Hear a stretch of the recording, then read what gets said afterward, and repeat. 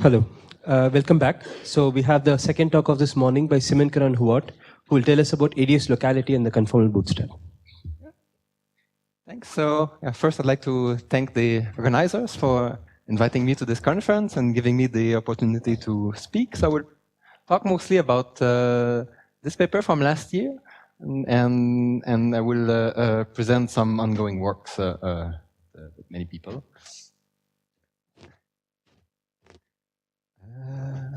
Does it work? It just takes some time. Okay. So the sort of cliche questions that most other question I will hope to touch on is how does AdS locality emerge from conformal field theory? So first, let me describe something simpler that is kind of always true. That we know that in any, Wilson taught us that in any quantum field theory, different length scales decouple from each other. Like if you have a sound wave, it doesn't depend so much on the details of the atoms or molecules that make air. You can describe how it propagates. So if you just make kind of a very basic orthographic dictionary by declaring that you take sound waves with that wavelength, put them at one distance in the orthographic direction, and put bigger wavelengths to a deeper place, which will be separated by one AdS radius, then this dictionary will get something right. It will correctly tell you that physics and different AdS-sized patch decouple from each other. That we expect in any QFT. Something which is really amazing is that in some strongly coupled quantum field theories, this sort of a holographic direction, which describes scale, becomes very sharply defined, and you can localize to a fraction of an AdS radius. So what we'll be concerned about in this talk is to understand this very sharp localization. So we study the kind of simplest observable, which is sensitive to it, correlation functions. And if you have a bunch of operators, so here the cylinder represents the boundary, represents the field theory. If you cook up wave packets on the outside, you can focus things in the bulk, and then the fact that things can be localized in the bulk is a statement that if you move these guys a little bit, you get a really sharp peak when it's at the right place, when it's well focused. You can do more refined experiments. So in D dimension, the bulk is D plus 1 dimensional. If you take D plus 2 point correlation function, you can get a very, very like smoking gun signal that you have a bulk as opposed to not having a bulk. We're not going to do that here. We'll just stick to 4 points, the simplest case. And actually, for most of the talk, we won't even try to localize to a point in the bulk. We'll be happy to just localize in time. Locality in time is also known as causality.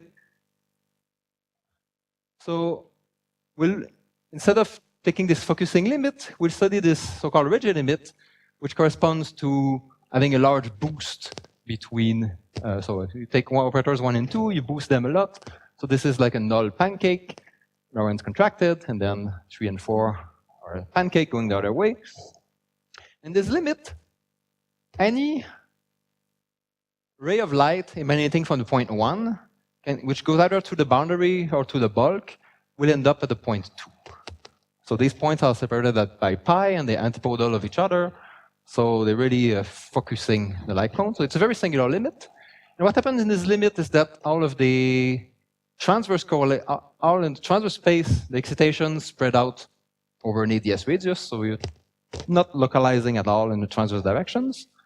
But because we have these flat pancakes, obviously we're very well localized in time. Actually in 2 null directions. So in this slide, I want to basically summarize the talk. So why is causality interesting? What does it give us? So basic consequence of causality is that forces are mediated by exchanging particles. Like if you impose causality, you cannot have instantaneous action at a distance. But if you don't care about causality, you can write down any such interactions, and there's nothing wrong with it. So causality is what forces interactions to be mediated by particles. Here's an equation which stays the same thing. Mathematically, so causality is tied to analytic energy, dispersion. So this dispersion relation, the right-hand side is the so-called absorptive part of some amplitude or correlator. This absorptive part tells you what you can produce, and this dispersion relation give you the process in terms of what you can produce.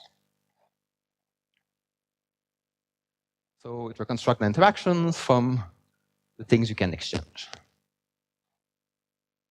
So it's just mathematics saying that you can't, saying that interactions need to be mediated by particles. So what we can hope to get if we impose the constraints of causality, to solve this constraint, what we can hope to get is kind of formula which will tell us that, will allow us to reconstruct, say, some complicated process in the bulk in terms of some AdS field that you can exchange. So the way it would allow you to factorize complicated processes on production and absorption central processes. So a lot of the talk will be about making sense of such pictures. So it will be interesting in the context of this conjecture by this gentleman that, so there's a general criterion which has been proposed to identify CFTs which have local AdS dual. And key criterion is that there's some kind of large N expansion which makes the bulk weakly coupled. And there's a large gap in the operator dimension, and loosely speaking, the gap is supposed to determine how much you can localize compared to the AdS radius. So, gentlemen try to prove the conjecture, and they look at all the CFT textbooks, and to see if there was a formula which said that, and they didn't find the formula, so they made a conjecture. So what I'm going to say is that if you combine those two textbooks, you can actually get the formula that you want. So here's the outline of the talk. So we'll describe this formula. So I've been giving talks on this formula for like the past year. So here I try to reorder and streamline the notation, the presentation. So just try to present the key ideas in a not so technical way. And hopefully I will not fall asleep when trying to do that. I'm a bit jet lag, sorry. And then, yeah, we'll discuss how that's relevant. So this is just a general CFT result, and I will discuss how it's relevant to locality and AdS, to this problem we started with, and give a lot of concrete examples where you can see this formula in action. It's really something you can compute with. And then I want to emphasize some kind of recent, some kind of other directions. So something much more amazing than this, much more interesting. So I will tell you this formula is amazing, but something even more should be true. So try that.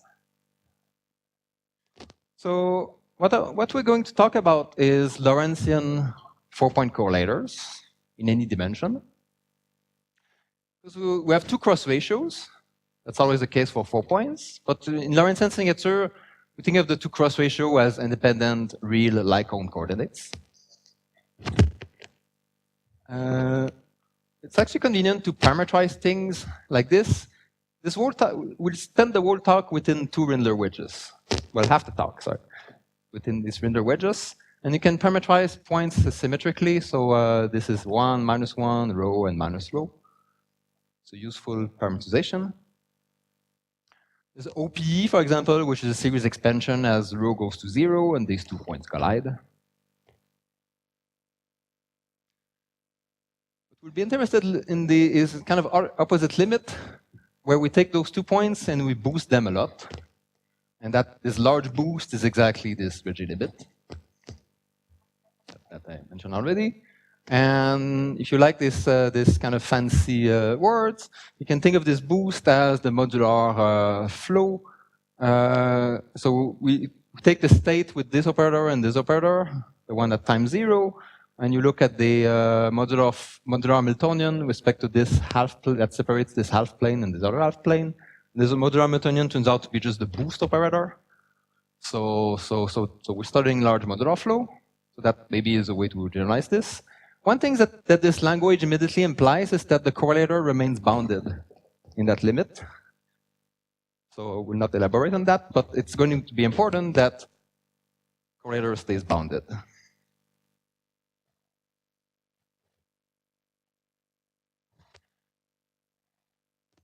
The other sort of cast of character is the fact that when you take this OPE around this pair of points colliding in the origin, then the radius of convergence is basically up until you cross the light cone.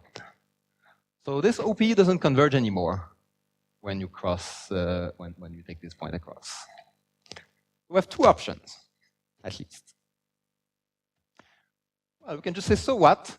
This OPE diverge, but there's some other OPE which converge. So if you take the OPE around 4, the OPE as a limit that 4 goes to 1, actually nothing bad happens when this goes time-like. You just get some extra phases. And in fact, the T-channel OPE converge in the full Wendler wedges. So that we could do that. Our options is we can figure out how to resum the S-channel OPE. I'm giving the talk, so I choose 2. So let's just discuss a toy model for how OPs can be continued beyond their radius of convergence. So let's imagine we have some function that's analytic in the cut plane. And this cut plane is basically the energy plane, how much you boosted in the previous example. We're going to assume that so the radius, it has some series expansion around the origin, so the radius of convergence is clearly 1. But we're going to assume that we somehow know that the function makes sense, can be analytically continued past the circle, and remains bounded even at large energies. So imagine we somehow told that.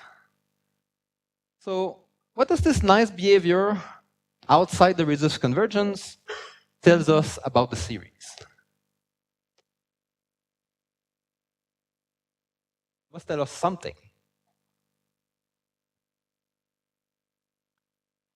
So what tells us is the following. So we can start with a simple formula that basically Cauchy formula, which extracts the coefficient of the jth term in the sum, just by doing a contour integral around the origin. And the assumptions we've made allow us to deform the contour, like that. So instead of integrating around the origin, now we integrate over this cut. And the assumptions we've made, we can even neglect the arcs at infinity, provided that j is bigger than 1, so it drops. So we could just get an integral over 2 cuts. And this integral over 2 cuts, you see is integral of something that's finite, integrated against e to the minus j. So we started with a formula that only made sense for integer j, but we get a formula that is actually analytic in the spin. So the fact that the series can be analytically continued to this bigger region tells us that coefficients are analytic in spin. And it's not just any old analytic continuation, it's an analytic continuation which doesn't grow like crazy at imaginary spin. So summarize, so the statement that f extends nicely is a statement that the coefficients are analytic in spin. And once we have that, we can actually kind of derive a converse. If we start from the sum, this analyticity allows us to rewrite the sum as an integral. And this integral actually is a bigger regime of validity than the sum. The integral actually converges in the full cut plane. So we put in the information that the correlator makes sense in the full cut plane, and what we get out is a formula that converges in the full cut plane. Now it's an integral instead of a sum. But the main message here is that these fj's are really not arbitrary functions of j. So if you make a table of them, and suppose you want to move a little bit the 100th coefficient, in the Euclidean region inside the disk, this will make a tiny, tiny change to the function, but when you analytically continue outside the regime, this little change you cannot write as an integral because it's not analytic in spin. And this little change will give you something that grows like energy to the 100 instead of being bounded in this limit. It's very hard for, if you change any single term in the sum, you would completely mess up the high energy behavior.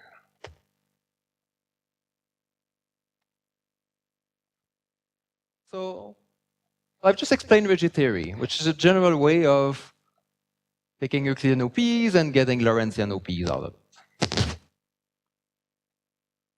And you can do more fancy version of that, like integral over cosines.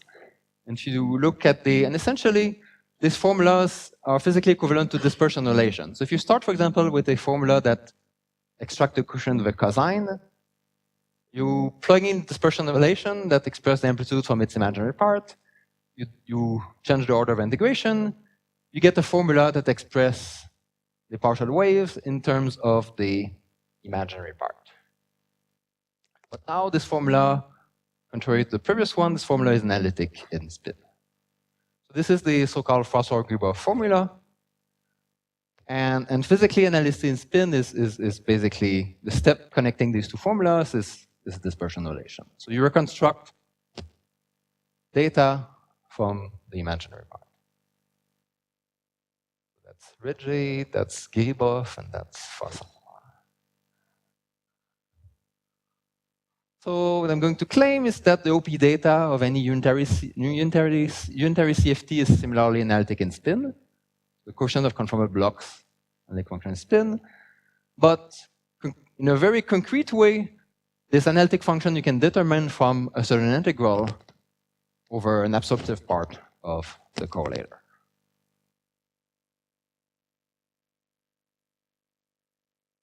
So let me define what this absorptive part is. Yeah, in this case for the cosine is somehow this decaying exponential. In the case of this power law, it was e to the minus j. It's some kind of dual thing that you integrate and then. Yeah. I'm going to first explain this double disk. So it turns out it's called double disk because it's a double commutator. It's an object with very nice properties. So one can show that it's positive and bounded, for example. That's just some like Cauchy-Schwarz stuff. This object, these two properties were key to prove last year of the ANEC and also importantly figure in the bound of chaos. We'll not review that here, but this is an important object. And the physical intuition behind this object is that if you think of this 4-point correlator in this limit as a scattering amplitude, right? We're preparing some state in the past and overlapping it with the state in the future. The state is like the S matrix element. It's not a matrix, but it's an element of it's a scattering amplitude. And we normally write the S matrix as 1 plus a connected part. So if you want to compute the imaginary part of the amplitude, okay, we need some kind of complex conjugate operation. That's easy. We change the time ordering of the variables. So, but you see that if you want to take the imaginary part of M, you need to do something that cancels the 1 part. So you need a third object, and that third object turned out to be some kind of out of time order correlator. That's actually just the size ways you can think of it as Euclidean. It's kind of it's not a Lorentzian object.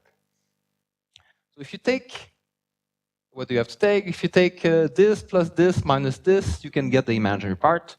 So you see, so this double disk and this double discontinuity is exactly that. It's the combination which extracts this imaginary part. It has other nice properties. So if you evaluate it in large N theories, so if you think about the OPE, so when you take the OPE of phi 1 and phi 4, that's this channel, you get a sum of terms times power laws roughly. And as I said, when you take this commutator, you change the operator ordering, and that just changes OPE by phases. And the important thing is that phases vanish precisely when you have double trace exchange. This commutator gives you zeros at the double trace dimension.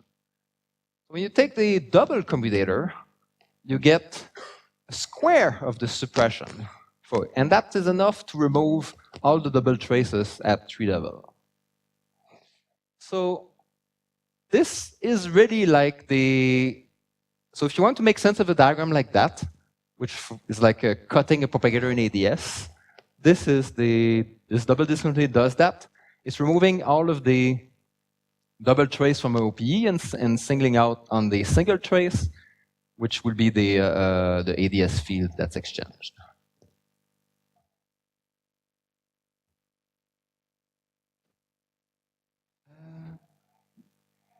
So that's one ingredient of the formula. The other ingredient is this inverse block. And the way I worked it out last year was by the method of the missing box. So you can map this to a group theory problem. So in the case of Taylor series, the formula which inverts the coefficient of e to the j ends up integrating over e to the minus j. In the classical case of partial waves, the formula which extracts the coefficient of Lejeune polynomial turns out to be the associated Lejeune Q function. So this is like the other solution of the same differential equation, but it's the one which vanishes at large boost. So then it's clearly a group theory problem. So if we're talking about conformal blocks, which are associated with SOD plus 1, 1, then the question is, what is the Lorentzian SOD, 2 object associated to it? The answer turns out is just the block with dimension and spin exchanged. And that has the property that it vanishes nicely in this rigid limit, ZZ bar goes to 0. I will not go through the derivation I did because a simpler derivation is now available. I will just sketch it. So the starting point for all this business is you start from some kind of Euclidean inversion. Yes.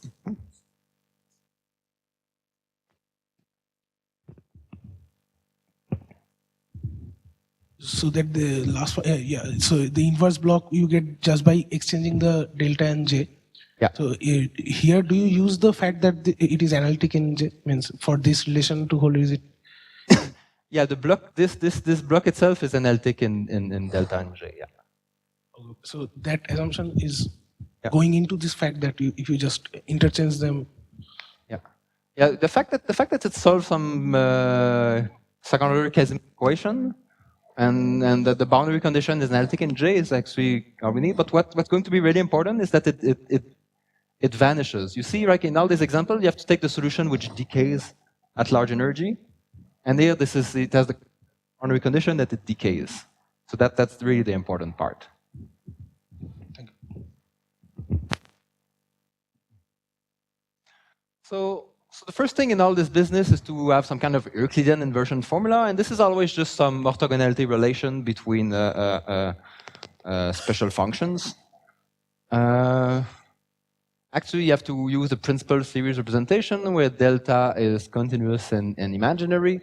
And the way this encodes the OP is a bit like mail in space. So the OP data is encoded in the poles of this function. So make this function that encodes all of the OP data in the theory.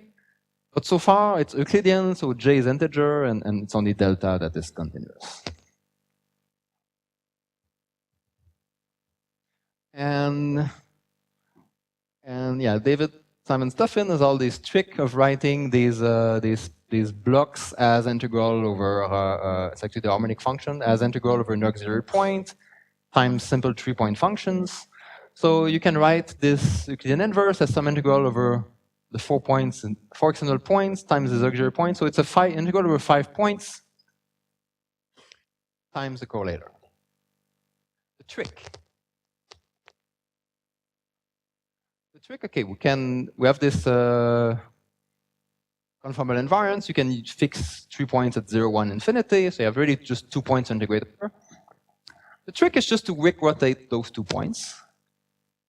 Then you're in Lorentzian signature.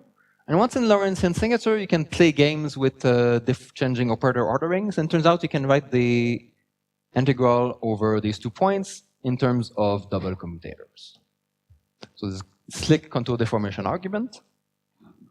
And actually, if you look up in the old literature, like the old KLT work in the 80s, how they proved that you can, if you start from 3-level closed string amplitude at 5 points, you also have to integrate over 5 points on the sphere. And the way you can show that it's equal to open, that the KLT relation, that closed string is open string square, is exactly this contour trick. So this nice conservation of trickery. So the result is this. So we get a formula which extracts all the S-channel OP coefficients as some integral over blocks with J and delta exchanged. And formula involves this commutator.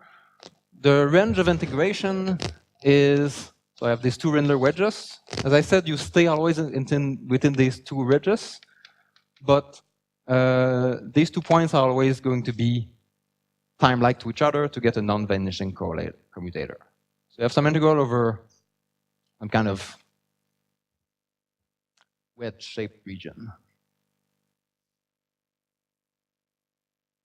And as I stressed, the correlator is bounded in a rigid limit, and that buys you convergence for spin greater than 1.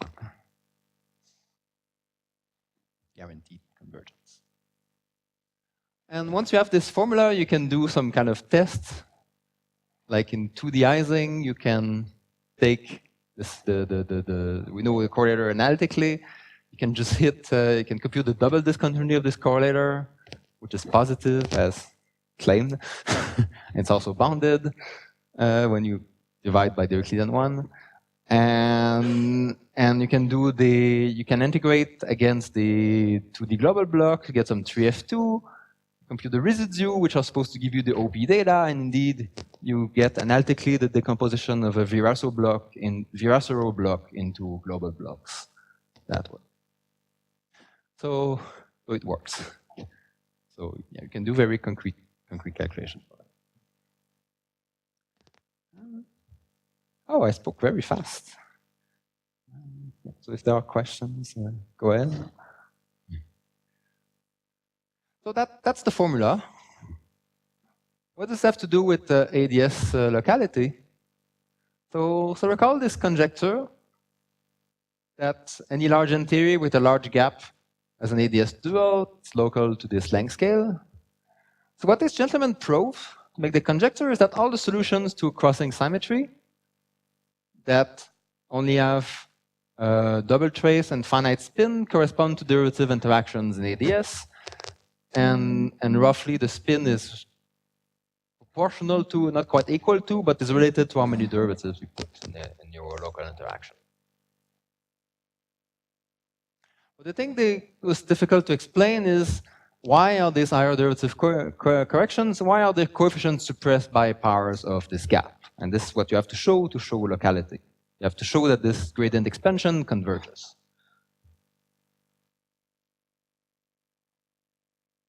So in effective field, if you take the bulk perspective, it's a trivial statement because this higher derivative correction are generated by integrating out heavy stuff, and generally speaking, when you integrate out heavy stuff, you get inverse powers of the mass. So in the bulk picture, it's kind of trivial, but in the CFT, what's the CFT version of that formula? And this heavy mass in examples, for example, is a string scalar. So the formula that I presented is basically a dispersion relation in the CFT. It allows you to make this statement very sharp because if you have something, if you look at the contribution from heavy primaries to this correlator, you can series expand them at small energies and you get a inverse mass expansion that's very, very similar. So having a dispersion relation is clearly good for this problem. So how does it work in details? So to compute this double discontinuity, so we're trying to extract the OP coefficient in, say, that channel, but the integral within the integral, we are allowed to use the OP in the other channel. So the cross-channel OP converges. If you plug in the cross-channel OPE, you get two nice things. So you get these sine square factors, which kill all the double traces at large n. That's good. It's dominated by single traces. And the other thing that is nice is if you put some heavy operator in the cross-channel, you get basically some exponential. Like the factor I wrote down, it's basically exp to the minus square root of rho times delta gap. If you put some heavy operator in the cross-channel, it decays exponentially, so you don't see it unless rho and rho bar are very small. So we can restate the criterion that HPPS gave. The criterion for having local AdS physics is that the double discontinuity is saturated by a handful of liked primaries. So in any theory where you're saturated by just a few like primaries, which would be dual to like the graviton or something like that, then according to them, you should have AdS. So it's a general picture of what the double discontinuity looks like. So for generic value of the cross ratios, it's a function of the cross ratios, yeah.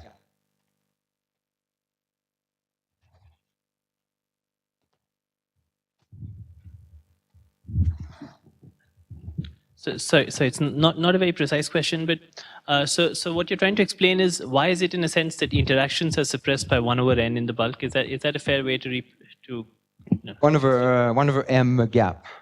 1 over the gap. That's correct. But now you could have the interactions are not suppressed by 1 over delta gap. What is suppressed is what keep going.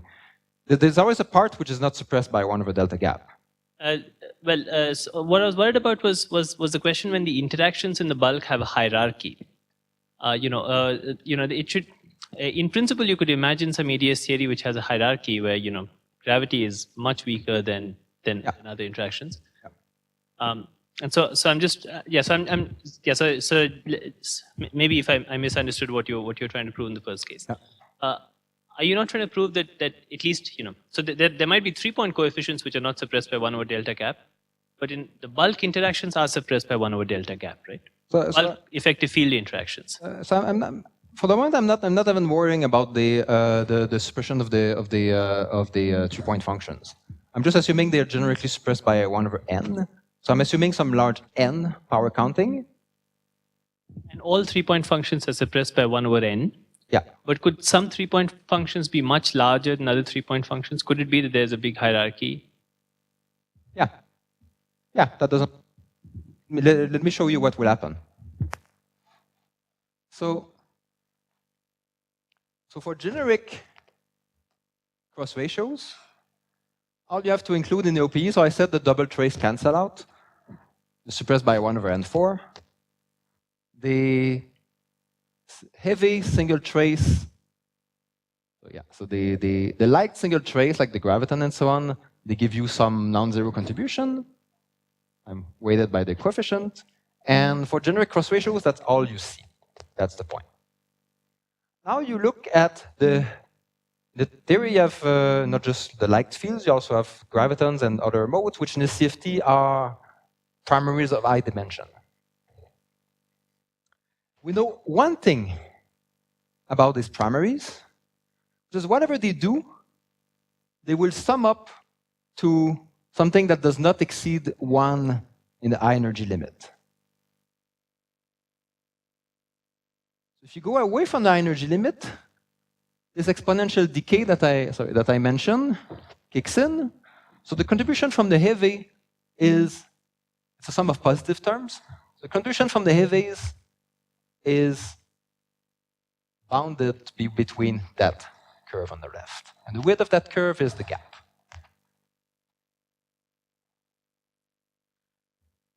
So roughly speaking, what you can do is you put a cutoff. You decide, okay, you decide I'm happy, I understand everything that's to the right of this cutoff.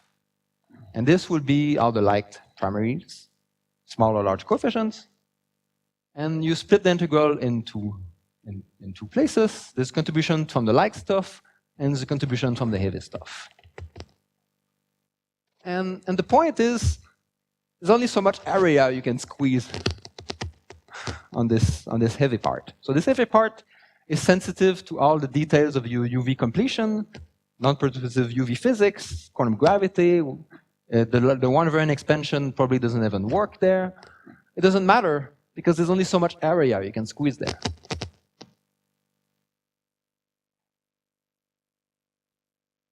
So a way to quantify that is, so what we're integrating against is this function, so this block, this inverse block, which goes like rho bar to the spin.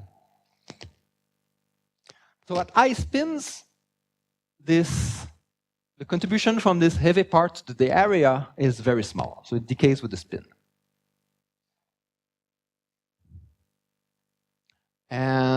And you can be a bit more specific about how much area. So in particular, for the stress tensor sum rule, the area cannot be bigger than 1/c. And from that, you get extra suppression whenever you increase the spin.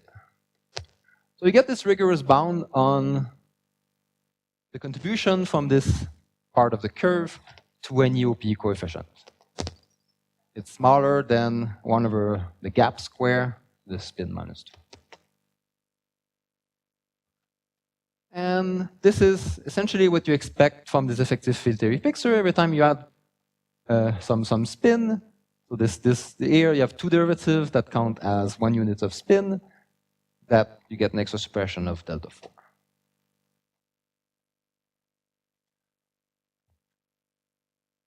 So that's the basic mechanism. That's how this formula sheds light on locality. So there's two ingredients.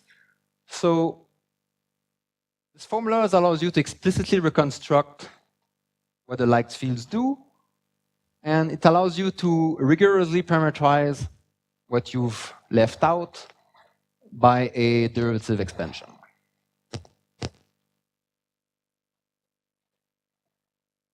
No, this is the sum of all EV. How many high Doesn't matter how dimension many there are. The full sum has to stay bounded. And it's a sum of positive terms. We have some crazy infinite sum of things you don't know, but it has to fit under that curve.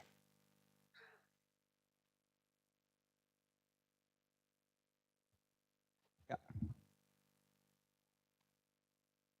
Hello. But you said you are not even assuming that those are suppressed by an additional 1/n square or anything. So I mean, if you're going to compare that with the rest of it, which has a 1/n square. If you enhance their coefficients, you could imagine this boundary moving a bit to the right. It's like, I mean, without, it's hard to put exactly where that boundary is. You can still bound the total area. The total area under the full curve is bounded by 1/CT somehow. I see. So whatever happens here will be this times this expression. So there's an additional suppression over them. Yeah.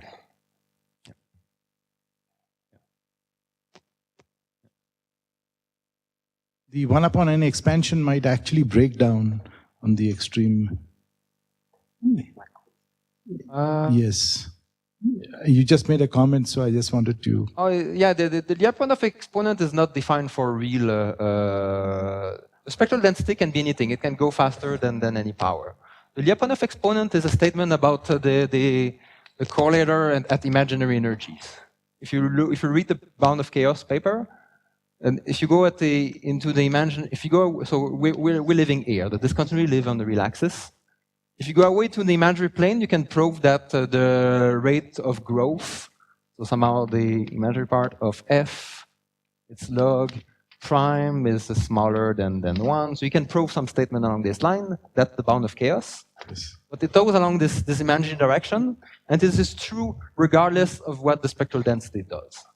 There's no bound on how fast this spike can be.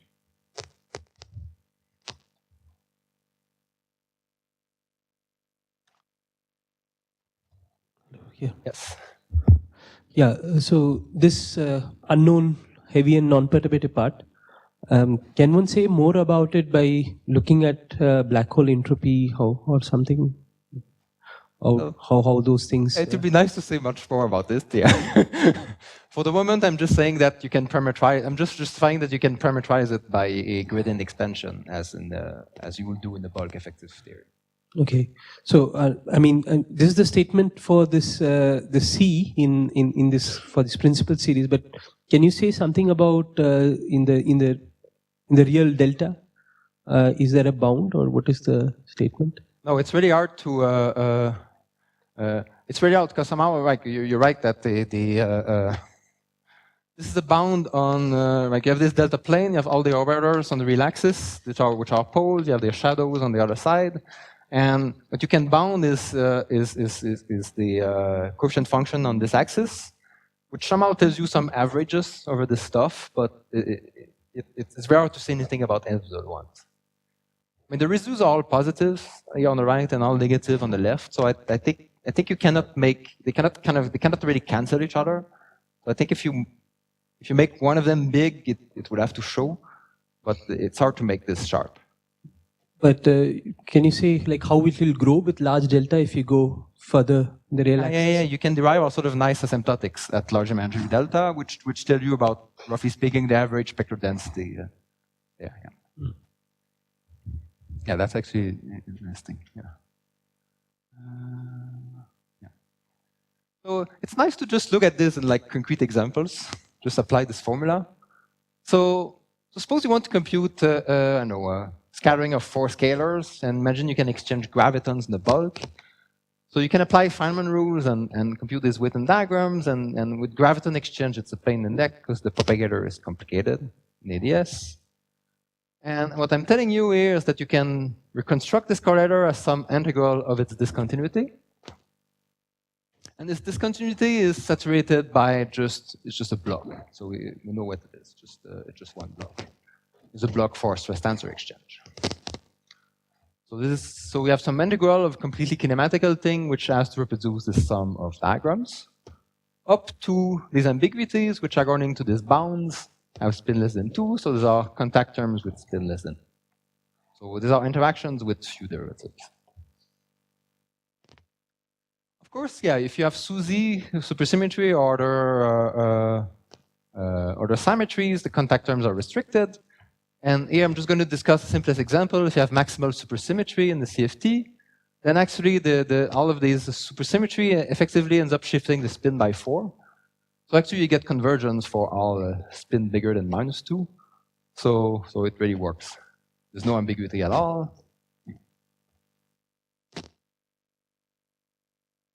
So for example, suppose you want to calculate the correlator of a 3-level supergravity of the lightest primaries in this theory. So what you have to do is to compute this discontinuity. It has to come from single traces. It has to come from which are all KK modes.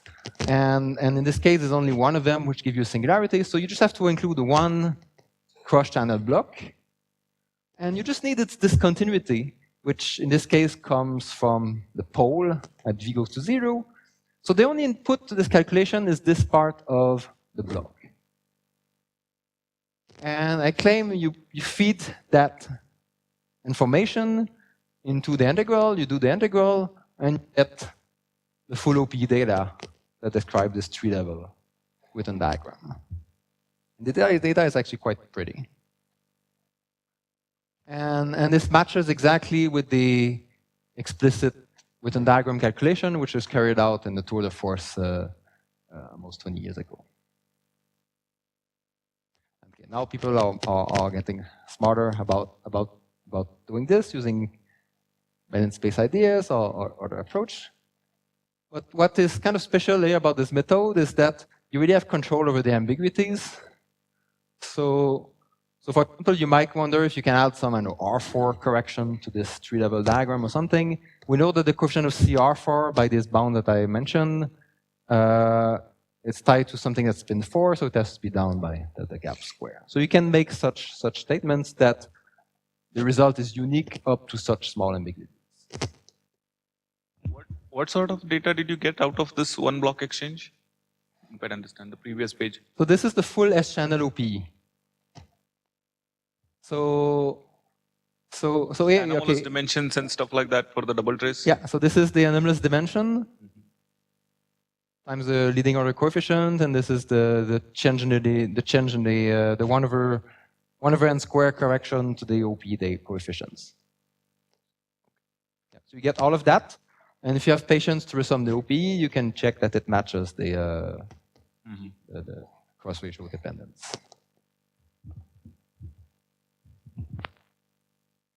And well, if you can do tree level on a piece of paper, then you should do one loop. And what's nice, it's kind of interesting to see how it works. When you compute this double discontinuity, it really works like the Kotkowski rules. So you end up, physically speaking, it comes from the square of the anomalous dimension of the double traces. But each of these anomalous dimensions you can write as you know from the tree level correlators. And in fact, there's a mixing problem because these different KK modes mix with each other. But this mixing problem just means that you have to sum over all intermediate states. And that is computing the square of this anomalous dimension as a matrix. So it really works like the Kotkowski rules in AdS. And each of these tree-level diagrams you can compute. So you can compute this sum, and this was computed a bit before I jump in. Some cool stuff you can do with this result. You can try to study the bulk point limit, where you try to focus things into the bulk. Yeah. So going back here, are you considering all possible cuts, or are you considering only one cut? It's only the S channel. Well, the formula asks you to compute the T channel and U channel cuts to get the S channel data. Okay, so here these Kotkowski rules are like you just. It's not the sum of all cuts; it's just the T channel ones, and there's only this T channel one, and then there will be a U channel one also that you need. But it's not. Sorry. Block that you're summing in this channel, on the left. The block is a double trace block. Just a single one, or with the derivatives also? The external fees are all scalars, so there's no derivative. So it's just, these blocks are labeled by n, L. We have double trace operator labeled by p, q. Actually, it's just pt, n, L. Yeah, that's what I thought. Yeah, you have to sum all of them. Okay. So yeah. So the sum over n and l. Yeah, actually, sum over double traces. Yeah. It turns out there's a very nice relation between bulk scattering and the CFT data. Basically, the anomalous dimension at large twist and fixed spin give you the average anomalous dimension, give you the scattering phase, basically.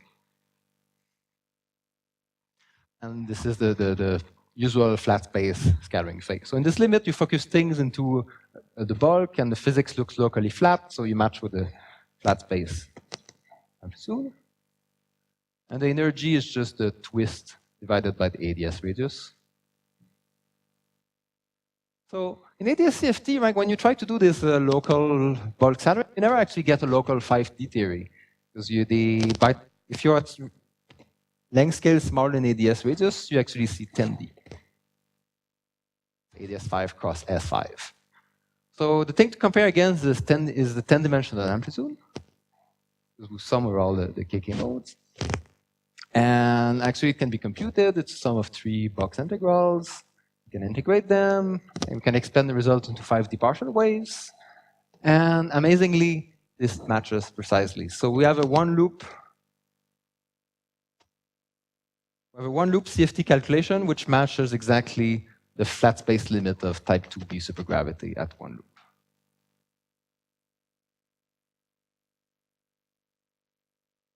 The mechanism is interesting.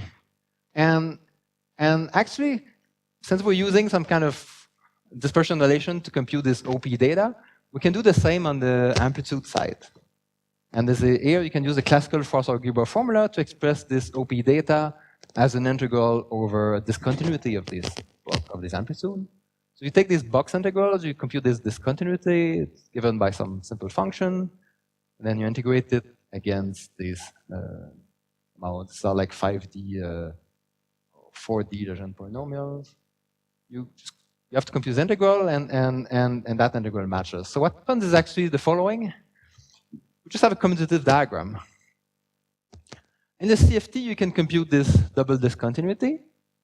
Then you can take this flat space limit, where you send the dimension to infinity. And this double discontinuity itself reduced to actually the discontinuity of the correlator.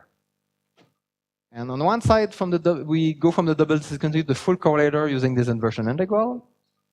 And on the other side, we use a dispersion relation, and this whole diagram commutes. So it's kind of guaranteed that if you're building the one-loop supergravity amplitude from tree-level stuff, it mimics the way that you will do that in flat space, so you're going to get a result which is the unique correct result determined by unitarity.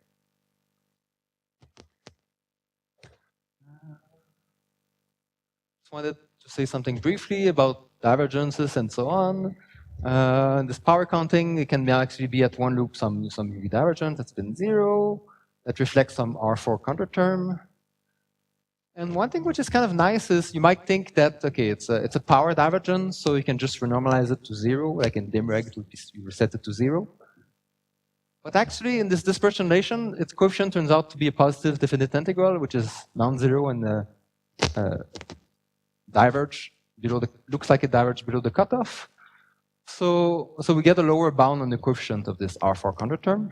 So in particular, if you use minimal subtraction and set it to 0, you're in the swampland. So we can show that.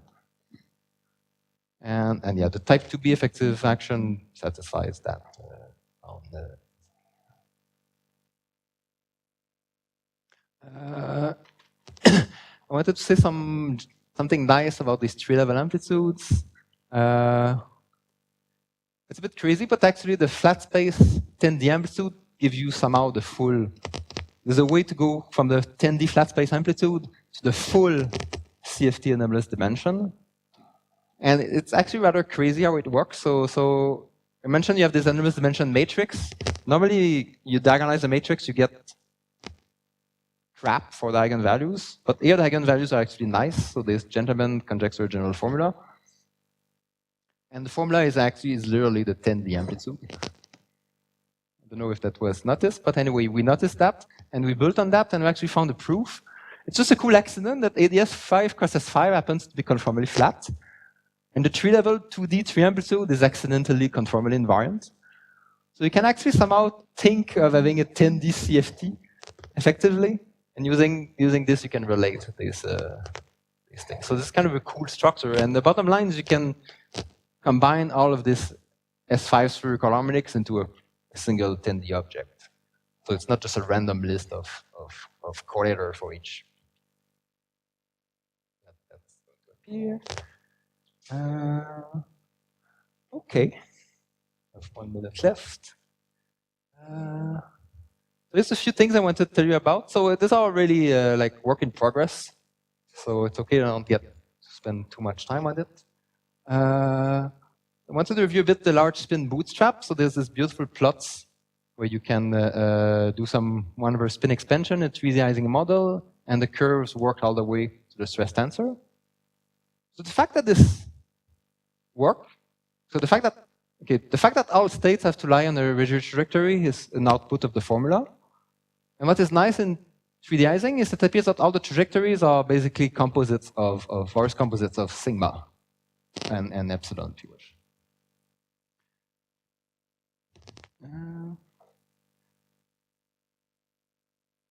Let me just general, slightly controversial statement. If you take this picture at face value and push it to its logical conclusion, you can ask,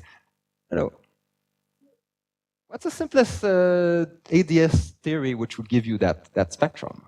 So all of the fields are basically composites of sigma, then you just need a single bulk scalar field sigma, and you make a Fock space with all the composites. And typically these composites have at large spin are bigger than the AdS radius. So the large expansion is basically doing an effective field theory on distances larger than AdS radius. And this plot is telling you that you can push it to j equal 2, which contains the stress tensor. So in this effective theory, you should think of having there no graviton. The graviton is a composite at distance larger than AdS, and at sub-AdS distances, there's just no gravity. That's a picture for the dual of AdS. As far as I know, there's no Weinberg-Witten theorem in long distance in AdS that would prevent this, but I think it's kind of puzzling still. But I mean, this is what these kind of plots suggest. Take them at face value. The other thing I wanted to briefly talk about is try to extend this curve to spin 0. If you stare at this curve 5 minutes, it just looks impossible because it shoots up, and then you, for example, for sigma. If sigma should be on a trajectory, it should be this one that's up, but sigma is like down there. So obviously an L-steen spin doesn't work to spin 0. But actually, what is an L-taken spin is a function which is symmetrical under shadow symmetry. That's what you get from the integral formula. And actually, if you plot the curve in the way that's shadow symmetrical, so let me step back. So what I'm saying is that this curve actually passes through the shadow of sigma within eyeballing glance. If you try to make some stupid fit, you get like it passes within it in like 15%, which is not that bad.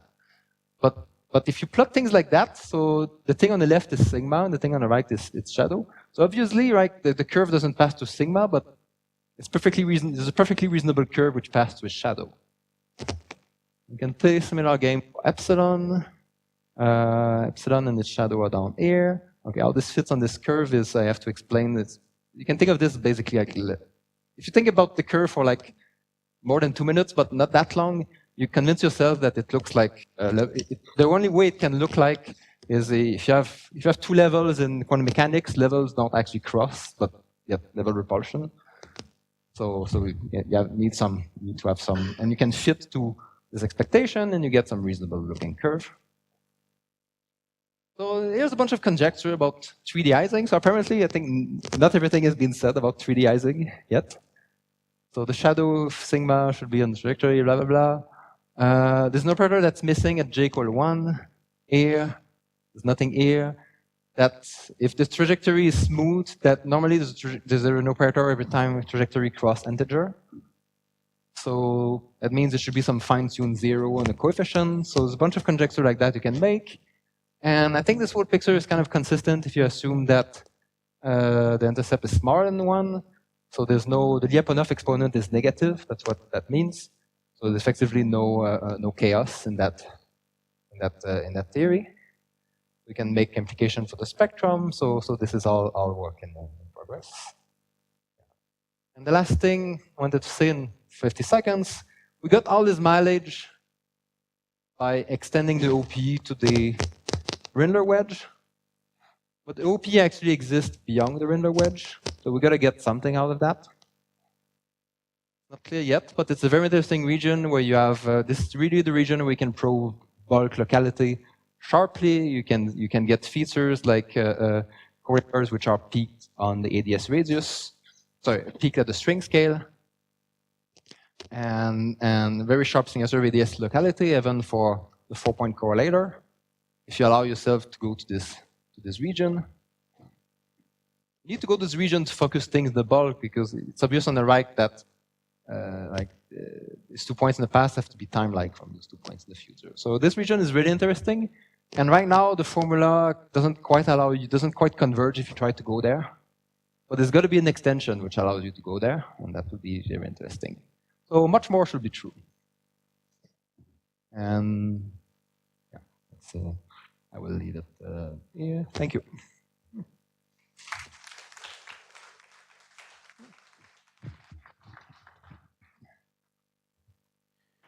Questions?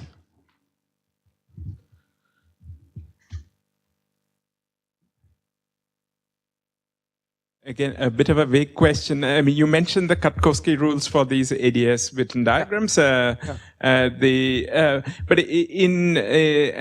then you had this analogy with the dispersion relation. So usually, Katkowski rules are a stronger statement than dispersion relations.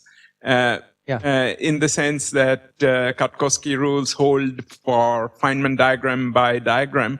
Absolutely, yeah. And the dispersion relation, diagram may have some random polynomial ambiguity and so on. Yeah, things like positivity and so on don't have to hold. So I was wondering whether there's a stronger inversion form. I mean, or rather, there are sort of building blocks for the inversion formula, meaning there are. It's not just the full amplitude, but there are pieces which would satisfy the inversion formula. I think in general the inversion formula should be valid even in cases where it's not kind of rigorously derived. Just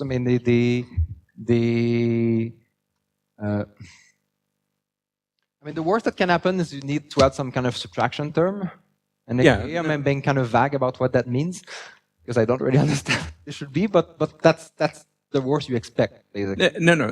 That's fine. No, I was asking whether there's a stronger statement you can make, meaning that because here you're saying not just the double discontinuity of the whole amplitude, but double discontinuity of a particular Feynman diagram is given by, it gives the whole, reconstructs the whole correlator. So this is true presumably for the large central charge case because you are making this expansion, and but whether that there's some more general statement which is true for AdS Witten diagrams in general, that they are building blocks. I mean, more is true for each individual AdS Witten diagram than just for the sum. I think this technology. I mean, for example, suppose you take this diagram here and you take it. You try to take its T-channel cut, like the vertical cut. You just get 0. But that's actually consistent with the formula because in that channel, that correlator will be supported on like spin 0 or will actually not have support on all spin. So spin 0 or spin 2 or some finite number of spins. So every time the double disk gives you 0, it means you have support on finitely many spins. So you can apply this to any individual diagram. It's just that this finite number of spins are what I call like subtractions there. If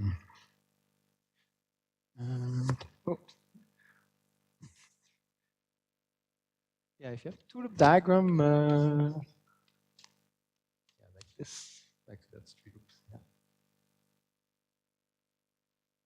There are different ways to cut these things. Like if you look at this channel, then it looks kind of a nice cut, but then you have to multiply 2 to 3 amplitude, and we don't really understand how to do that. If you cut in the other channel, you might imagine doing things like cutting twice like that, which could be nice. It's hard to.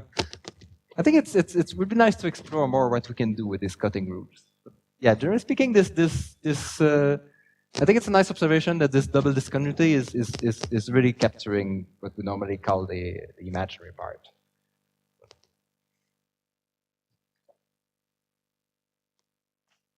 Sorry? You should be able to reconstruct it from any channel you want. Yeah. It could be simpler in some channels than the other, but yeah.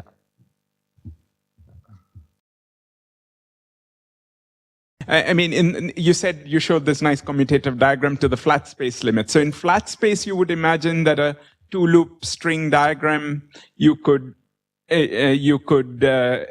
cut it, and at least in the flat space limit, there would be some Katkowski rule for the two-loop string diagram. So maybe it's not unnatural to think that might be true for away from the flat space layer.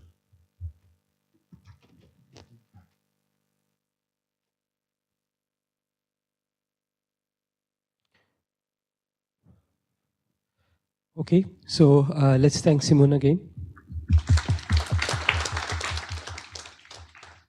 So we break for lunch. Yeah.